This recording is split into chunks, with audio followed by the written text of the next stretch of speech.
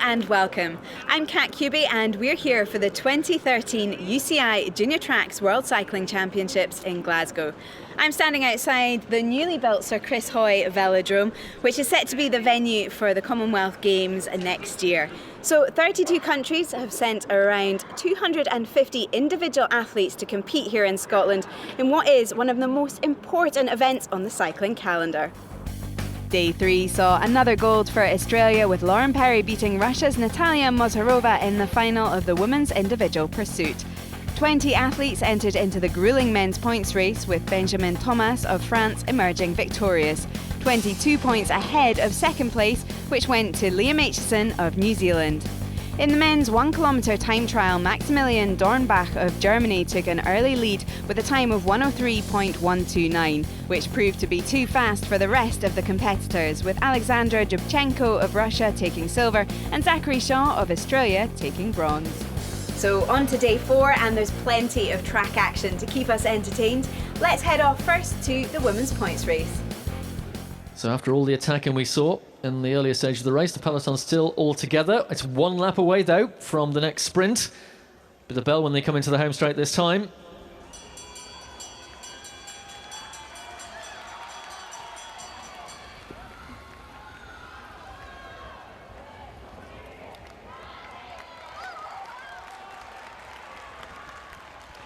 So 5 points on the line, and Hayley Jones is vying for it, along with the Australian Wunderzetts. Wunderzetts takes it with Jones second, and third place there was Fidanza of Italy, adding yet more points to her total at the top of the table.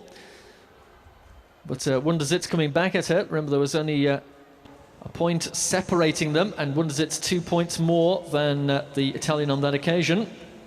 So we'll recompute that situation, Mike, and update on the current situation. Yes, and interesting for all Great Britain followers, because Hayley Jones did herself a power of good there. Wunderzetts got the 5 points, but Hayley Jones got the 3, Fidanza got 2, and Vasilieva 1.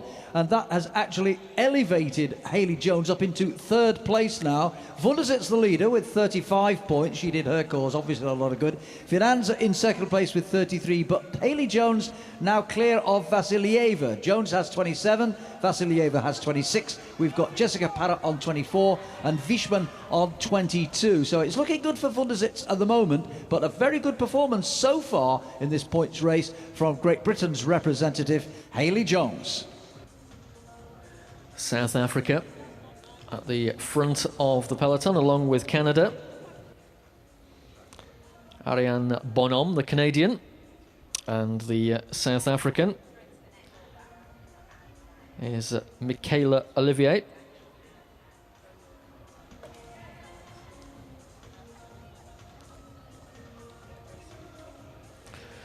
The penultimate sprint comes up in 5 laps' time. 2 points separating Wunderzetts from Fidanza. 6 points separating Fidanza from Hayley Jones. So this penultimate sprint could well be key to the outcome of this points race final, and of course the destiny of those medals.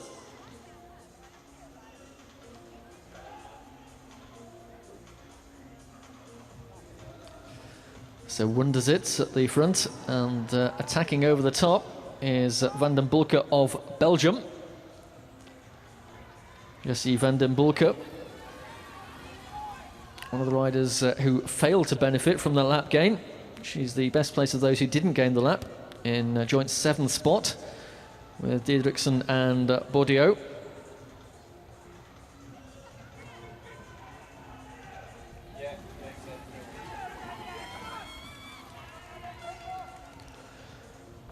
So 4 riders opening a small advantage.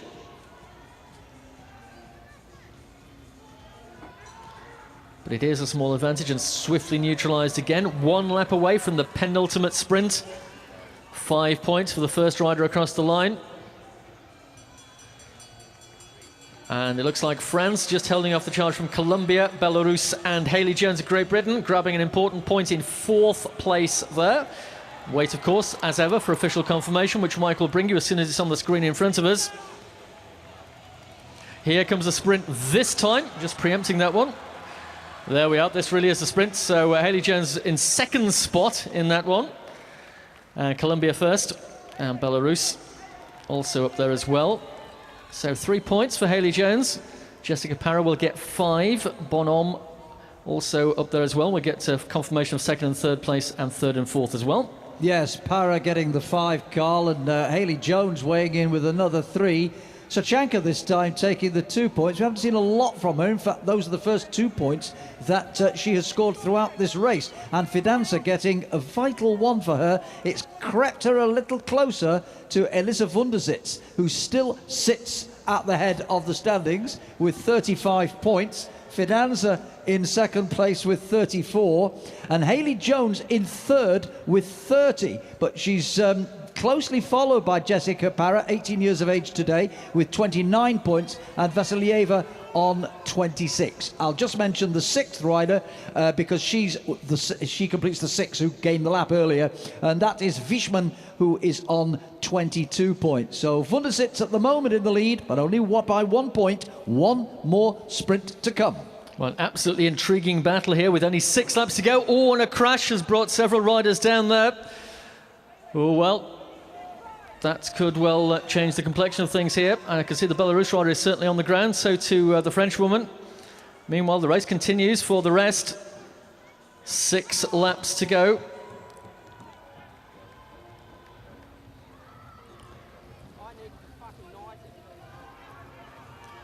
So, meanwhile, South Africa are leading the charge down the back straight.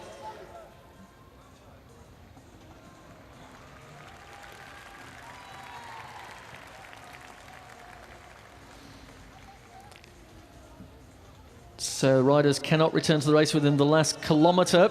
So those who have been felled in that crash, if they're not back in now, they won't be able to. Belarus back up and running here. But the leaders are into the finishing straight with 4 laps to go. Wundersitz at the bottom of the track.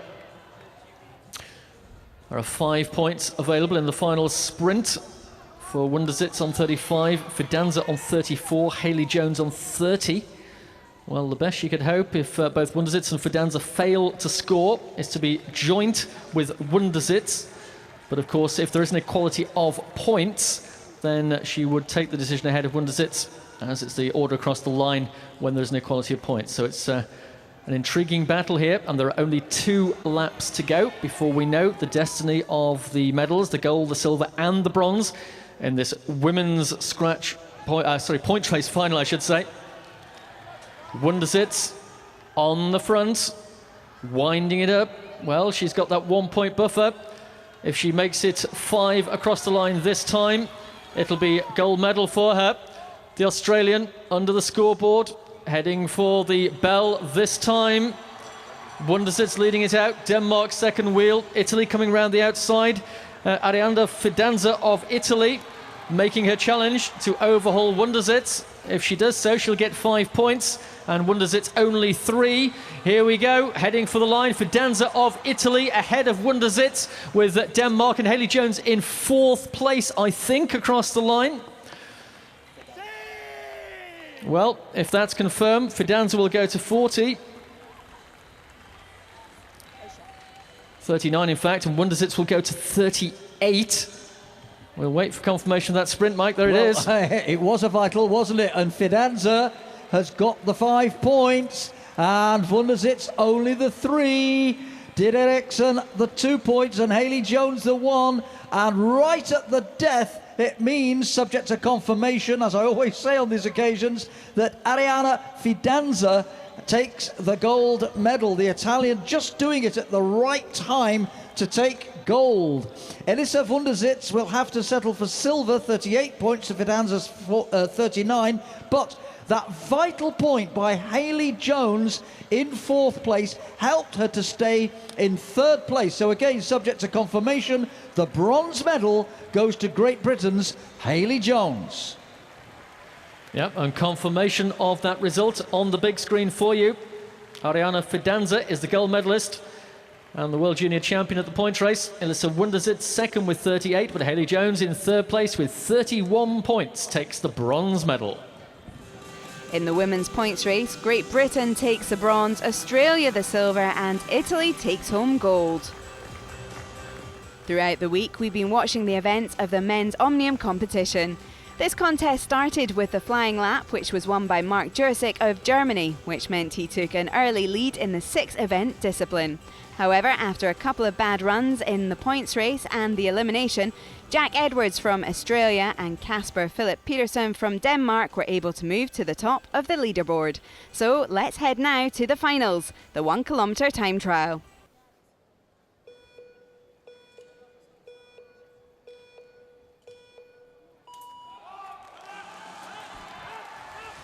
So the penultimate heat. Ollie Wood in the back straight for Great Britain. Mark Jurczyk for Germany in the home straight. Fast start for both riders.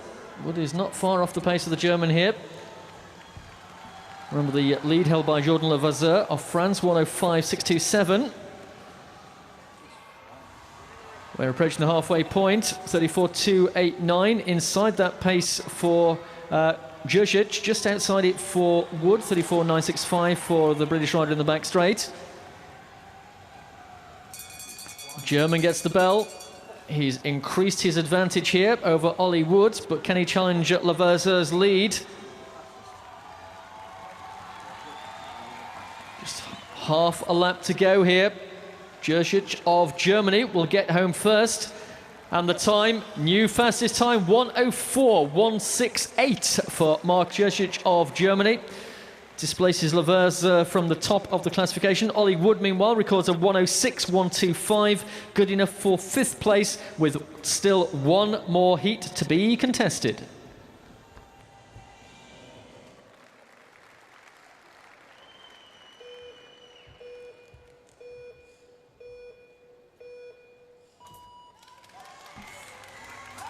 So the final competitive action in the men's Omnium, the last heat of the kilo.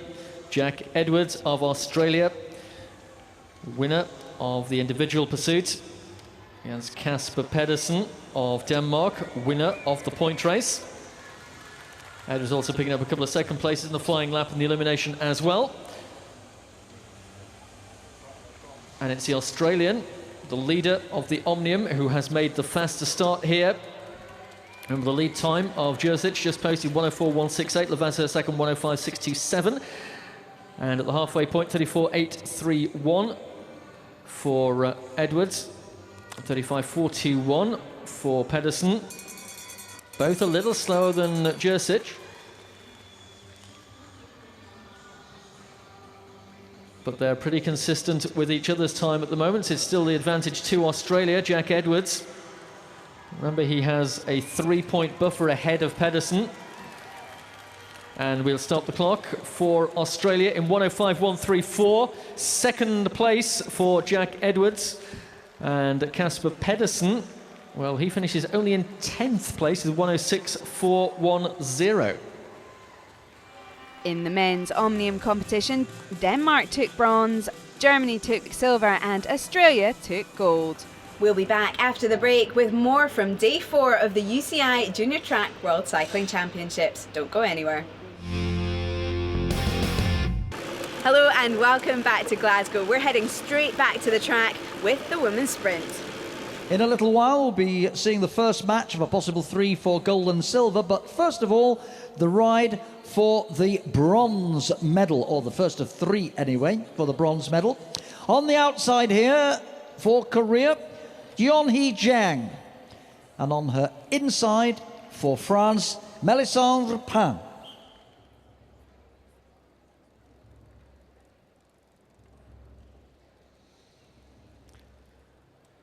So the final stages of this women's sprint competition, which began here yesterday morning with the 200-metre qualification round. We're now at the battle for the medals. This for the bronze medal, of course. Melisandre Pain in the colours of France, leading into the back straight.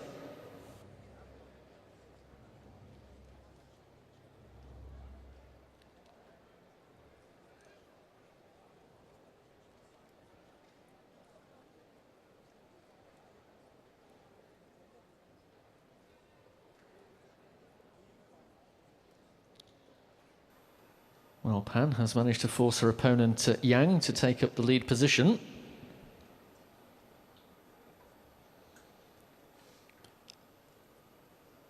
So that obliges the Korean to keep checking behind her now. Pan moves up the track and back into the lead. Out of the saddle, turning those pedals over, but not fully committed yet. Tempting her opponent to make a move. Again, Pan puts on the pressure. The bell and 1 lap to go. And the Korean drops just inside the sprinter's line. Pan latches onto her wheel and then launches her attack round the outside. So Melisandre Pan of France draws level with Yeonhee Yang of Korea. And as they make the run for the line, a little bit of contact there. Pan first across the line. On the big screen, you can see Nicky de Grandella of Belgium, who incidentally, I'm told, actually has a British mother. How interesting. Her father is Belgium. However, a rival on the inside, all through and through British, a gold medalist earlier this week, Danielle Kahn.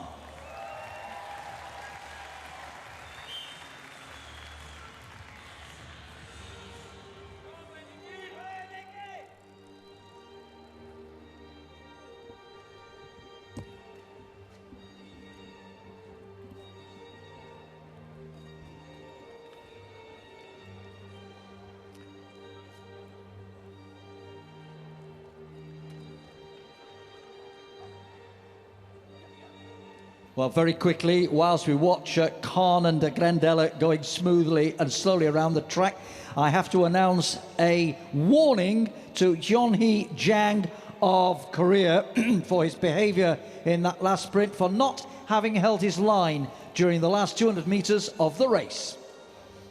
Okay, the women's sprint competition continues. And the battle for the gold medal, Daniela Kahn taking on Nicky de Grandella. And Kahn leading into the bell lap. So important to take first blood in these 3-match possible finals. De Grandella now starting to move up alongside Kahn. They are shoulder to shoulder as they come under the scoreboard. Kahn with a lower position. And at the line, she's beaten to it by Nicky de Grandella of Belgium. So 1 up for the rider from Belgium, Nicky de Grandella. But it's back to the women's sprint, and of course the women are 1 whole round ahead of the men. They are up to, well, 2 whole rounds ahead of the men, because they are in the throes of deciding their medals. This is the second leg of a possible 3 for the bronze medal between, on the inside for Korea, Yeonhee Jang, and on the outside, the winner of the first leg for France, Melisandre Pan. If Pan wins this, she's got the bronze medal. Jang has to win here to take it to a decider.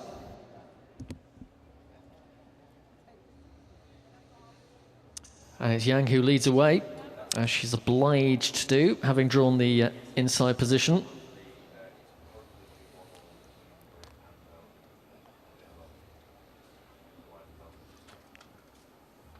So Pan outpaced her opponent in the first exchange.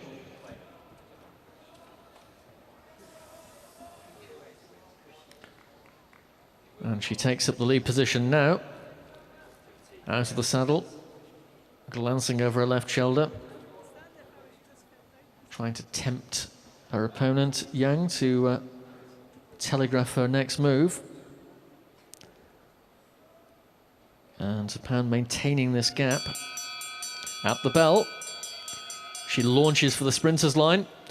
Well, this hesitation by Yang may be costly. Pan has had the lead since the completion of the opening lap. She went, Yang hesitated, and hesitation in this case is fatal, because Melisandre Pan will take the bronze medal in 2 straight rides. So here we go, a very crucial sprint coming up here. This is the second of a possible 3 runs for the gold medal and the women's sprint championship between On the outside for Great Britain, Danielle Kahn.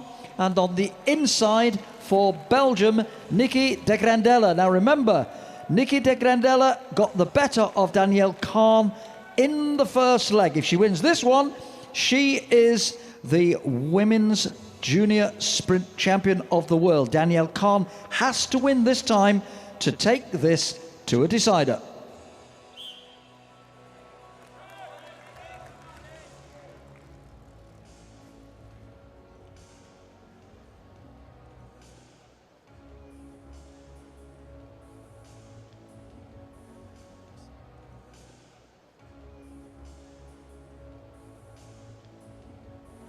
So de Grandella leading away. Kahn happy to sit in second spot at the moment. She was outpaced by her opponent de Grandella when it came to the run down the finishing straight in the first heat.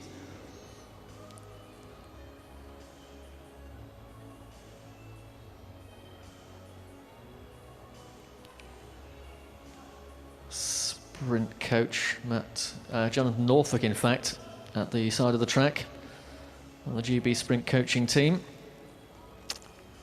Just pointing up the track to Kahn to take a higher position, which she duly does. De Grandella moves up to counter any potential move from Kahn. They draw level. There is 1 lap to go. The bell will sound when they come to the finishing straight this time. Kahn launches over the top of de Grandella. She's inside the sprinter's line now and fully committed. The Belgian has the advantage of the slipstream of Kahn to try and come around the outside. The British rider, though, still has the advantage under the scoreboard. It's more than a bike length for Daniela Kahn. She needs this one to force a decider, and she will take it. So that will go to a third and decisive match as Daniela Kahn of Great Britain makes it 1 match all.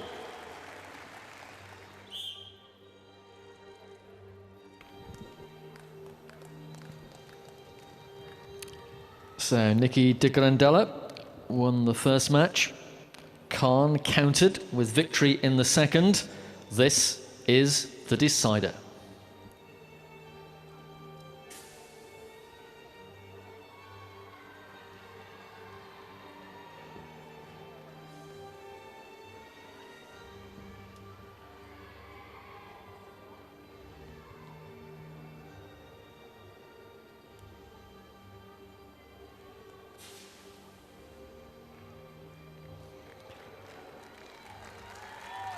First lap completed. Still Kahn in the lead. De Grandella just above her and just behind her.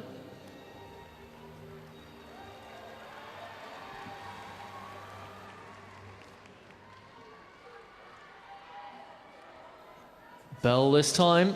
250 metres lies between these riders and the gold and silver medals. Kahn gradually picking up the pace. She's out of the saddle now.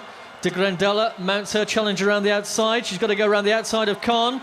She is not on terms as they come towards the line. Danielle Kahn on the inside of the track will take the gold medal. So gold for Great Britain, and Danielle Kahn takes it by beating Nikki de Grandella in 2 matches to 1.